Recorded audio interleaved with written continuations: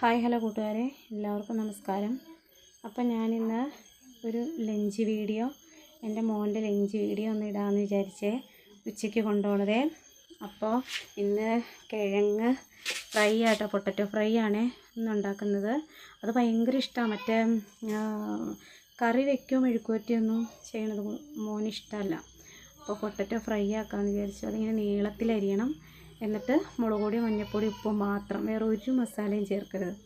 എന്നിട്ട് ഇതുപോലെ ഓയിലൊഴിച്ച് അത് നന്നായിട്ട് ഫ്രൈ ചെയ്തെടുക്കണം. മൂടി വെക്കരുത്. മൂടി വെക്കുമ്പോൾ അതിങ്ങനെ കുഴഞ്ഞു പോകും. ഇതാകുമ്പോൾ നല്ല ഫ്രൈ ആയിട്ട് കിട്ടും. തുറന്ന് വെച്ച് തന്നെ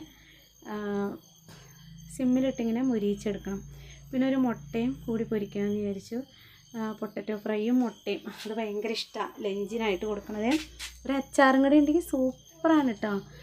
അപ്പോൾ എല്ലാവരും എന്നെ ഒന്ന് സപ്പോർട്ട് ചെയ്യണം.